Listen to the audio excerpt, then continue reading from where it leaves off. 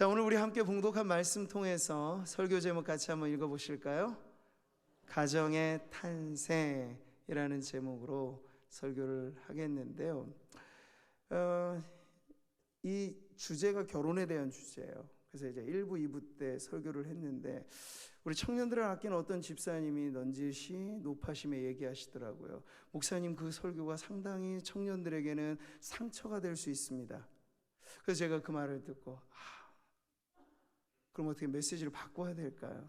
그러진 않고 우리 청년들 여기 있는데 상처받을 용기, 따라하기 쉽지 않아요? 상처받을 용기. 네, 그런 용기가 있어야 돼요. 우리가 세상에서 믿음 가지고 산다는데 저는 하나님 말씀 전할 때 미움받을 용기, 이런 게 필요해요. 진리를 전하면 비진리의 체계가 완강한 곳에 저항이 생기죠. 그러니까 말씀을 전한다는 이유만으로 비판을 받고 핍박까지 받을 수 있어요. 그건 얼마든지 좋습니다. 저는 미움받을 용기를 갖고, 청년들은 상처받을 용기를 갖고, 이 결혼이라고 하는 것이 얼마나 중요한 가치인가 하는 것을 함께 나누고자 합니다. 자, 여러분, 우리는 이 모든 것에 있어서 이 가정이 사실 근간이 되고 핵심이 되는 세상을 살아가고 있습니다. 그런데 여러분 보십시오. 오늘날의 이 세상의 문화가 그 가정이 설 자리를 잃어가고 있는 문화를 우리는 보고 있어요.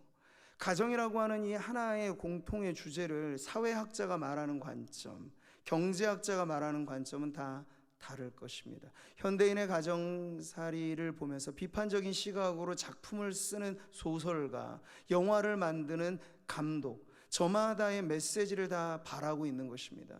자, 그런데 우리는 알게 모르게 이 문화 속에 스며들어 있는 세상이 말하는 가정에 대한 메시지는 무비판적으로 받아들이고 있으면서 얼마나 성경이 복음을 막론하고 불변의 진리로서 성경이 가르치는 가정, 성경이 가르치는 결혼에 대해서는 얼마나 우리가 귀 기울여 듣는가. 이것에 있어서 첫 번째 우리는 진단을 해보아야 하는 것이죠.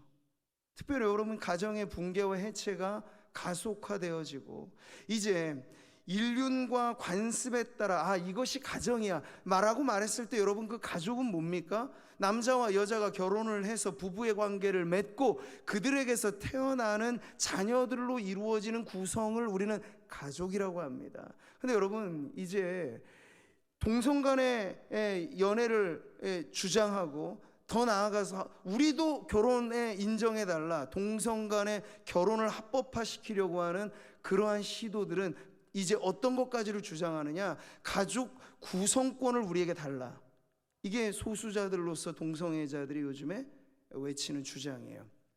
가족 구성권이라는 게 뭡니까? 전통적인 성경적인 가족의 관계가 아닌 거예요. 남자와 여자가 만나 그들 안에 혈연적인 자녀가 태어나서 할 수 없는 구조이니 동성 간의 이 관계가 그렇잖아요. 그러니 우리가 원하는 파트너를 남편 삼고 아내 삼게 해달라. 그리고 우리가 정상적으로는 아이를 놓아 기를 수 없으니 우리가 알아서 입양을 하든 뭘 하든 우리가 인정하는 자녀를 우리의 가족으로 구성하게 하는, 우리에게 그런 권리를 달라고 하는, 그걸 법제화 시켜달라고 하는 주장이죠.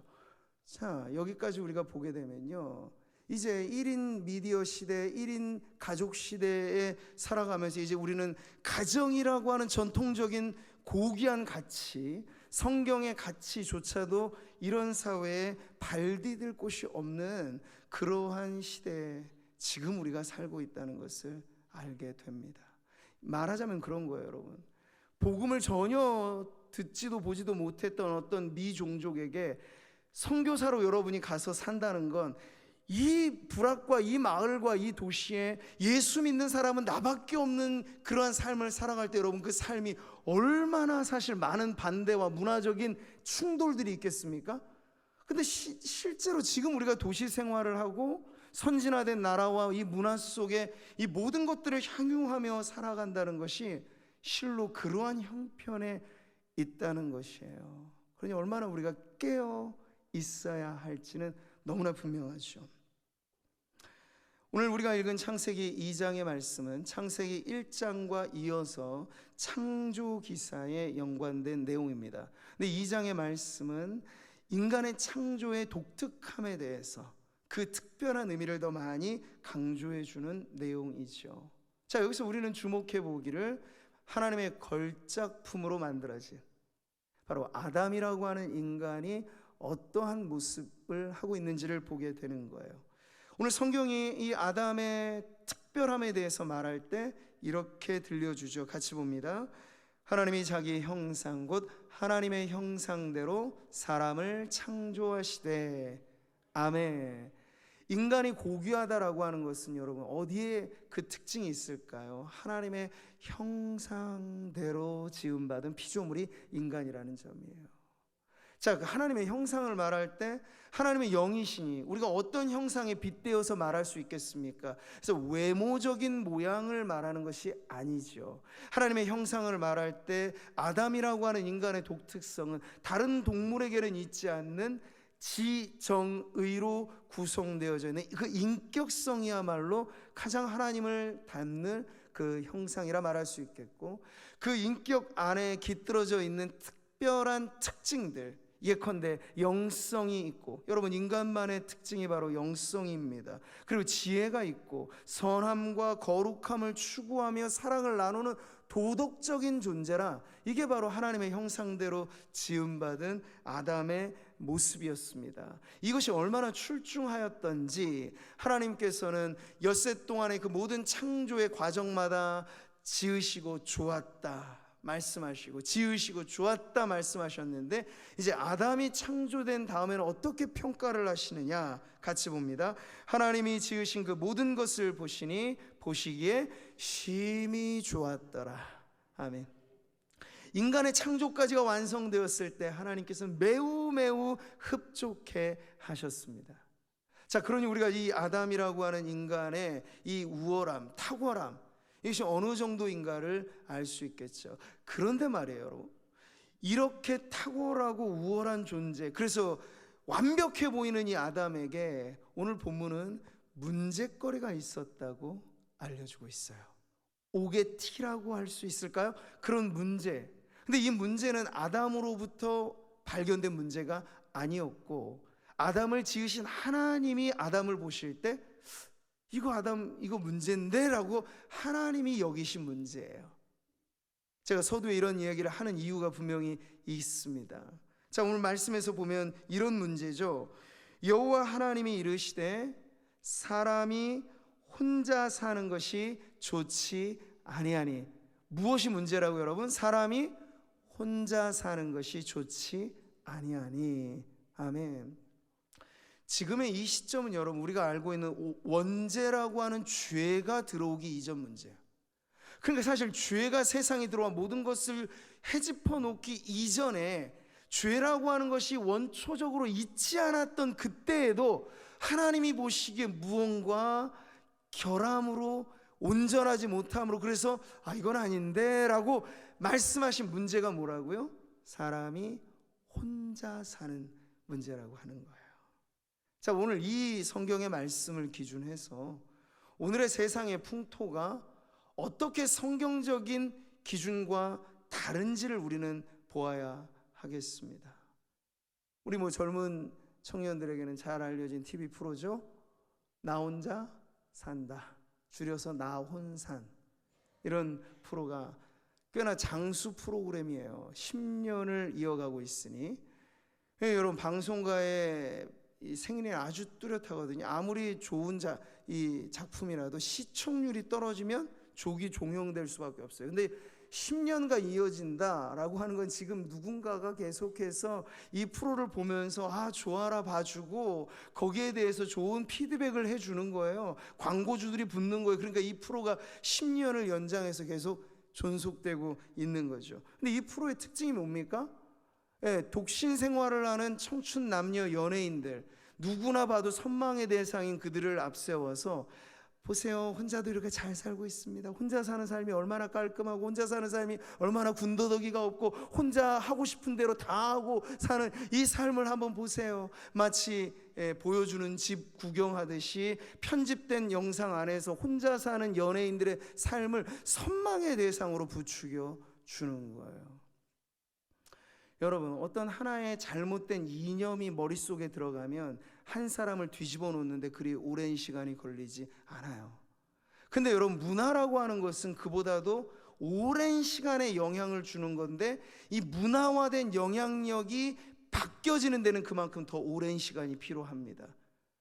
방송과 이 모든 언론 매체들이 총동원돼서 오늘날 말하는 권장하는 사회 풍속이 무엇입니까?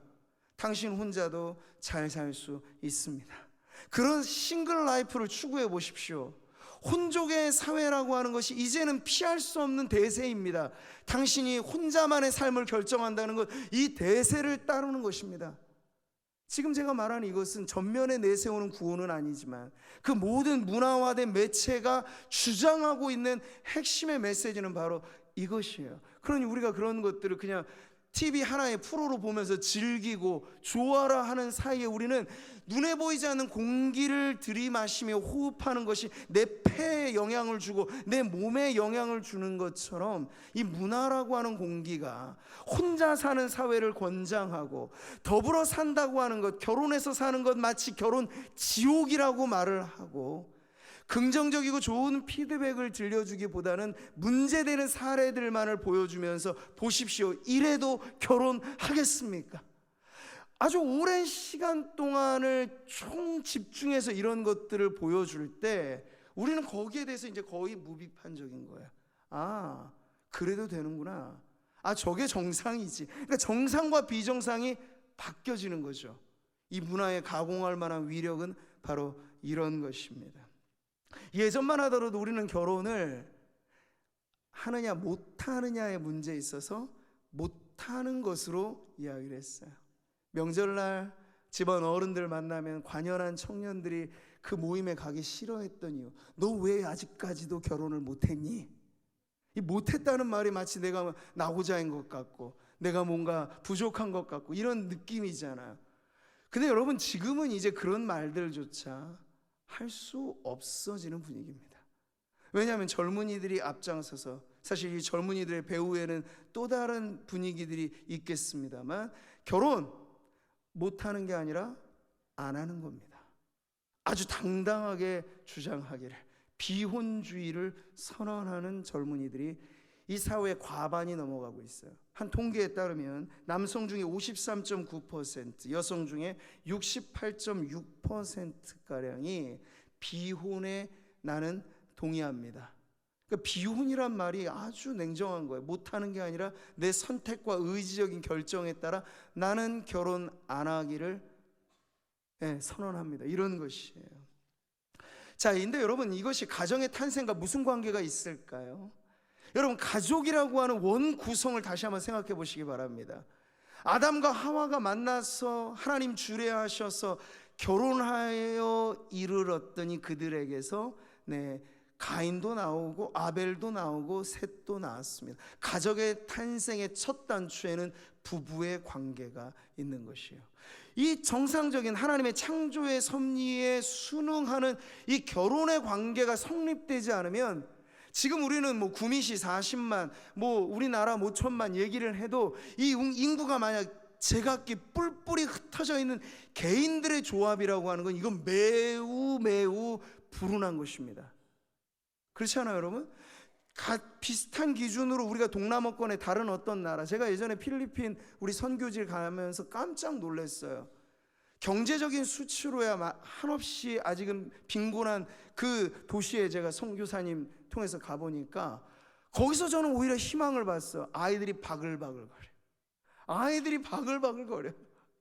마치 우리도 예전에는 경제적인 수치는 낮았지만 어느 곳을 가든지 애들이 눈에 보였던, 어린이가 눈에 보였던 그러한 세상이었는데, 지금은 점점 더 그 수치가 낮아지면서 이제 우리가 OECD 국가니 아니면 전 세계적으로 비교할 때 출생률이 가장 저조한 나라가 되어버렸으니 여러분, 이 미래가 과연 어떻게 우리에게 펼쳐질지는 매우 불보듯 뻔한 것입니다. 결혼, 이것은 가족 탄생에 있어서 첫 단추입니다. 그러니까 결혼을 우리가 어떻게 하느냐에 따라서 사회의, 이 나라의, 그리고 교회의, 그리고 가정의 운명이 결정되어 있다 해도 틀리지 않을 만큼 매우 중요한 문제라고 하는 거예요. 그러니 성경은 보시기에 좋았더라, 이건 아니다라고 말하는 그 기준이 하나님이었듯이 우리가 결혼에 관해서 이 사회가 조장하는 분위기가 정답인가? 결혼에 관해서 내 인생 선배인 누군가가 야, 나 결혼해 보니까 난 너한테 이거 추천하지 않아, 그럼 그것이 우리에게 전범이 되거나 그것이 우리에게 규범이 되어야 하겠는가? 아니란 말이에요. 물론 제가 설교를 하면서 결혼을 주제로 설교할 때는 많지는 않아요. 그러나 결혼식장 가서는 늘 하는 설교가 결혼 설교죠. 근데 그때 하면서 제가 야, 이 설교는 결혼식장에만 하면 안 되는 설교인데, 오히려 결혼식장에 이르기 전에 수많은 젊은이들, 수많은 우리 자라나는 아이들이 먼저 들어야 될 메시지가 이 결혼이 얼마나 행복한 것이고, 이 결혼이 얼마나 소중한 것이고, 결혼이라고 하는 이 하나님의 신성한 제도에 우리가 얼마나 믿음으로 순종해야 하는가 하는 걸 일찍부터 가르쳐야 하겠는가 하는 걸 제가 결혼식장마다 늘 절감을 한단 말이에요. 오늘 너무 좋은 기회예요. 가정의 달을 맞아서 이 결혼이라고 하는 주제가 이미 결혼한 성도들에게도, 그리고 결혼을 앞둔 청년들에게도 모두에게 있어서 하나님께서 창조의 원리 가운데 심어 놓으신 아주 원초적인 사회 제도의 매우 신성한 가치다라고 하는 걸 여러분 꼭 믿으시고 이것에 아멘으로 순종하시기를 축복합니다. 물론 성도님들의 개개인의 삶에 제가 신방해 보면 결혼한 부부의 관계, 결혼해서 이룬 가정의 관계, 깨어짐이 있고 아픔이 있어요. 근데 여러분, 그렇다고 해서 결혼 자체를 하나님께서 좋다고 말씀하시고 따르라고 하시는 하나님의 그 원리와 명령이라고 하는 것 자체를 나의 경험으로 부정하려 해서는 안 됩니다. 우리는 기준을 분명히 하고 기준에서 이탈된 문제를 보면서 우리가 다시 한번 성경적인 가정관을 회복하고 성경적인 결혼관을 회복해서 하나님 기뻐하시는 가정을 이루어야지, 이게 여러분 우리가 추구해야 될 가정의 행복이라고 믿습니다. 다른 것이 아니에요. 여기에 살아보세요. 여기가 스위트홈입니다. 아파트 선전에서 하는 말이죠. 근데 여러분, 그 근사해 보이는 하우스를 우리가 입주해서 살아가더라도 결혼하여서 행복한 부부, 그 부부로부터 나온 슬하의 자녀들이 알콩달콩 아우러져서 살아가는 행복한 가정이 없으면 아무리 멋들어진 집이 우리의 소유로 있을지라도 그것은 스위트홈이 되지 않고 지긋지긋하다, 지옥이 아마 있다면 여길 거야, 이렇게 말할 만한 가정이 될 수도 있다는 거예요. 행복의 관건은 하우스가 아니라 우리의 가정이 어떻게 하나님의 기뻐하시는 뜻 가운데 부부의 관계를 맺고 부부로부터 자녀들이 놓아져서 성경이 말하는 온전한 가정을 성립하는가, 바로 여기에 있다는 사실이죠.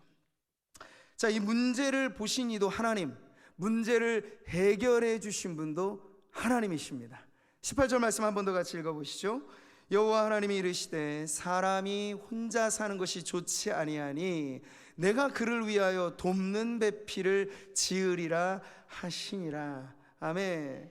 여러분, 결혼이라고 하는 것이 내게 문제가 되고 자녀들을 위하여 기도하실 때 부모님들에게 우리 자녀가 어떻게 결혼할까 문제거리로 여겨지시는 분들이 계시잖아요. 근데 문제에 답이 있다는 사실을 오늘 저는 알려드리고 싶은 거예요. 하나님이 여러분 우리를 지으실 때 우리를 혼자의 존재로 지으신 게 아니라 다 짝이 맞는 존재로 우리를 만들어 놓으셨다는 그 믿음, 그 믿음이 여러분 결혼의 문제가 쉽지 않아도 반드시 풀 수 있는 답이 될 것입니다. 여기 돕는 배필, 그냥 아내는 거들어라, 살림살이만 해라, 이게 창조의 원리라고 말하지는 않아요. 여기 돕는다라고 하는 의미는 남성의 정장, 제가 제 몸에 딱 맞는 수트를 입고 있듯이 영어에서 보니까 suitable helper라고 되어 있어요. 몸에 딱 맞는, 아담에게 꼭 어울리는, 아담에게 너무나 잘 어울리는, 서로가 그렇게나 좋을 수 없는, 하나님은 딱 맞는 배필을 만들어 주셨다고 성경이 말씀하고 있는 거죠. 그러니 여러분, 우리가 어린 자녀들을 키울 때 온통의 우리의 관심은 이 아이들의 인생사가 잘 풀리기를 바라서, 부모들은 어린 자녀들을 좋은 교육을 최대한 시키려고 하고, 그리고 좋은 대학에 보내려고 하고, 그리고 좋은 직장을 구하려고 하고, 이런 부분에 우리는 최대한의 관심을 갖고 합니다. 그런데 아십니까 여러분? 이렇게 중요한 생애 주기에서 중대한 일들이 많지만 그 중에서 가장 중요한 일륜지 대사가 바로 결혼이라고 하는 사실 말이죠. 우리 청년들이 좋은 직장 구하는 이유가 나 혼자 잘 살기 위해서 라는 목표라면 그 목표의 설정이 지금 성경과 어긋나 있는 거예요. 네. 내가 잘 살아보자고 하라고 하는 그것이 우리 부모 때로부터 이어지고, 그 부모는 부모 때로부터 물려받고, 그렇게 인류의 모든 역사가 부모와 자식, 부모와 자식으로, 또 그 남녀의 부부의 관계로 이어온 것이, 이제 내가 그 사명을 안고 나도 누군가에게 내 대를 전수하여서 신앙과 내 인류의 이 역사를 생육하고 번성하며 땅에 충만하게 하리라 라고 하는 그 사명을 내가 감당하겠다. 이게 바로 결혼에 임하는 성도들의 자세가 되어야 한다는 거죠. 죄가 발생하기 이전부터 우리에게 주어진 아주 중요한 명령, 생육하고 번성하여 땅에 충만하라는 그 명령이 어떻게 이루어질 수 있겠습니까? 아담과 하와가 부부의 연을 맺고 그들의 사이에 자식이 놓아지고, 그 자식이 또 자식을 놓고 또 자식을 놓음으로 말미암아 그 명령이 이루어지듯이, 오늘 우리의 당대에서 만약 나 혼자 산다 주의가 된다면 그 명령은 누군가를 통해서도 이루어질 수 없는 미완성의 명령이 될 것입니다. 그러니 결혼이라고 하는 건 기호의 문제가 아닙니다. 선택의 문제도 아닙니다. 하나님께서 내게 정하신 분명한 내 인생의 가장 중요한 목표, 이러한 결혼을 우리가 일찍부터 어린 자녀들에게, 야 너 열심히 공부해라, 공부해서 좋은 배우자감 만나거라, 이러한 기준을 가지고 우리가 어릴 때부터 아이들에게 결혼에 대한 가치관을 심어주고 이상을 품게 하고 꿈을 꾸게 하고 기도하게 하는 그런 부모님들 다 되시기를 바랍니다. 우리 이미 관계를 맺고 결혼한 부부들에게는 오늘의 이 말씀이 어떤 메시지를 줄까요?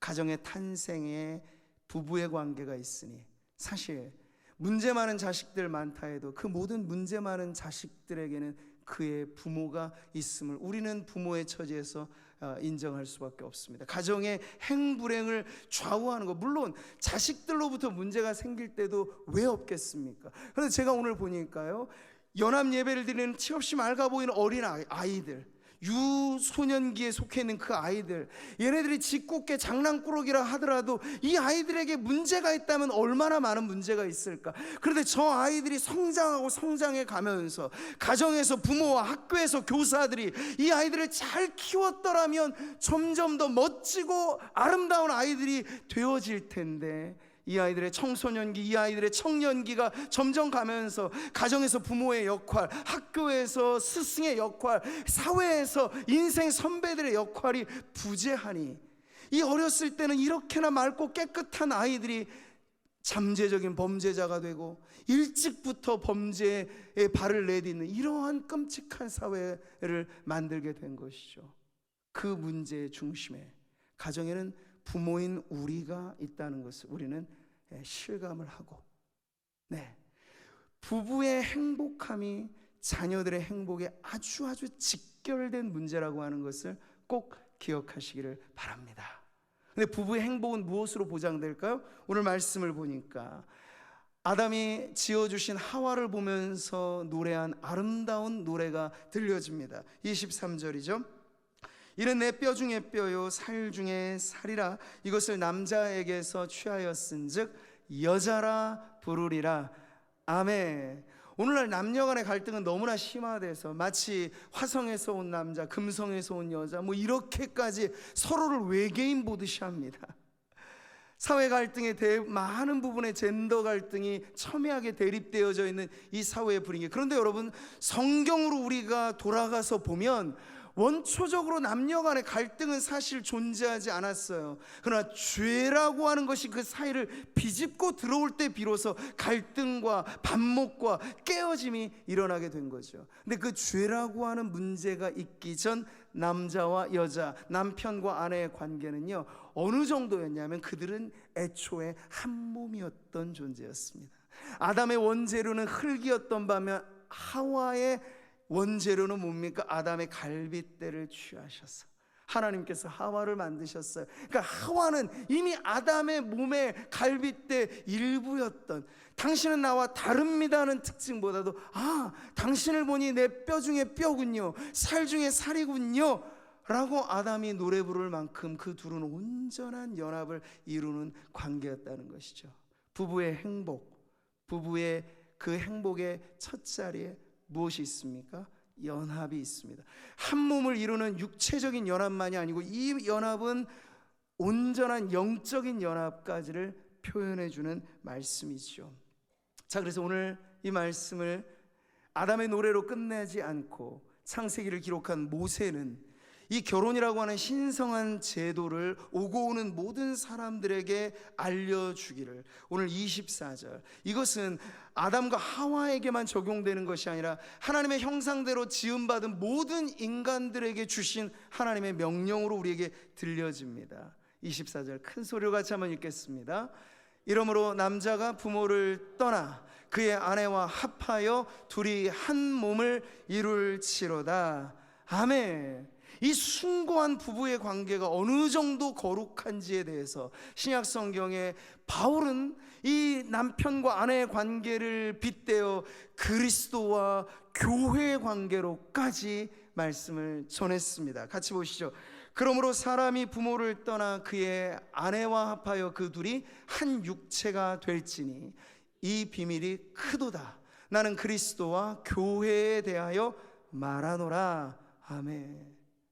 여기 부부의 관계로 함께 계신 성도님들의 그 모습 속에 우리가 어떤 의미에서 가정 같은 교회 같은 가정을 말합니까? 그 부부의 연합, 영적인 연합까지로 온전히 하나 된 그 부부의 모습 속에 우리는 뭘 봐요? 그리스도가 교회를 위하여 희생하신 사랑을 보고 교회가 그리스도께 복종하며 섬기는 섬김으로 온전함을 이룬 하나를 보는 것처럼 부부의 관계는 하나님께서 설계해 놓으신 그 원초적인 아름다움은 그 연합에 있다는 것을 오늘 말씀을 통해서 우리가 보면서 이제 결론할 우리가 기도의 제목을 얻습니다. 가정의 달을 시작하면서 결혼의 문제, 부부의 문제, 가정의 문제가 하나하나 아마 성도들에게는 기도의 제목이 될 것입니다. 왜죠? 우리가 이 원본을 보니까 우리는 카피를 했는데 이 오리지널 가정의 원본과 우리 카피본이 너무나 많이 달라져 있다는 걸 보기 때문에, 그러면 여러분 이 상태에서 그냥 머물러 있어야 될까요?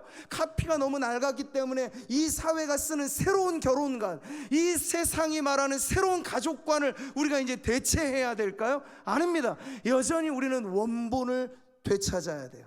가정에 대한 하나님의 설계, 부부에 대한 하나님의 계획, 이것을 우리가 원본으로 삼아서 일찍부터 자녀를 위한 우리의 기도가, 하나님 우리 자녀들이 정말 좋은 교육을 받고 어엿하게 성년이 되어서 하나님 바라시는 아름다운 가정을 이루게 하소서. 자녀를 축복하는 부모의 가장 좋은 기도는 바로 이것이고, 또 하나, 여러분 나는 결혼을 하고 부부의 관계를 맺었지만 영적인 연합을 이루지 못하여 마음의 갈등과 가슴앓이가 있습니다 하는 짱 믿음을 갖고 있는 성도들이 이 자리에 많이 계세요? 그런 분들을 포기하시라는 얘기입니까? 아닙니다. 하나님께서 이미 내가 먼저 예수님을 믿고 그 사랑 안에 거하게 하신 가정의 부부에는 반드시 뜻이 있으니, 하나님 내가 아직은 한 입을 덮고 한솥밥 먹는 남편과 아내지만 영적인 면에서는 전혀 소통이 안 되는 그러한 연합을 이루지 못한 배우자를 위해서 오늘 가정의 달을 맞아 다시 한번 기도합니다. 하나님께서 내 사랑하는 배우자가 한솥밥 한 입을 그렇게 하나됨만이 아니라 영적으로 소통을 할 수 있는 예수 믿는 신앙의 배우자가 되게 하옵소서. 이 기도가 내 부부의 관계를 살리고 회복시키는 매우 중요한 기도가 될 것입니다. 그리고 또 하나, 이미 성경이 말하는 부부의 관계를 주 안에서 맺고 그렇게 예수 믿는 신앙 안에서 하나의 가정을 이루고 부부된 삶을 살면서도 왜 부부지간의 가정에 문제가 없겠습니까? 그러나 기억하십시오. 성도들의 삶에도 살림살이 여러 가지 많은 복잡다단한 문제가 있겠으나 하나님이 기뻐하시는 신앙과 영적인 연합까지 이룬 부부의 관계라면 그 모든 것을 뛰어넘을 만한 축복이 지금 이미 우리에게 있다라는 믿음을 여러분 가지시기를 바랍니다. 그 다음에 경제의 문제예요. 그 다음에 기호의 문제고 그 다음에 성격의 문제예요. 신앙이 우리 안에 하나로서 우리가 연합되었다면 그 기쁨과 감사를 가지고 배우자를 존귀히 여겨 주십시오. 이웃집 남편과 비교하지 마시고, 지나가는 나랑 전혀 상관없는 여인과 아내를 비교하지 마시고, 내게 짝지어 주신 내 뼈 중에 뼈, 내 살 중에 살, 당신은 나에게 전부야, 당신이 내 행복의 최고야. 이렇게 예수 안에 한 신앙으로 하나 된 성도님들, 가정, 부부가 이 자리에 계시다면 그만 못한 것들의 가치에 눈 돌리지 마시고 최고의 축복이 오늘 우리에게 있다는 것을 믿고 하나님 앞에 감사하는 부부로 가정의 행복을 이어가시는 우리 모든 성도님들 되시기를 주님의 이름으로 축복합니다.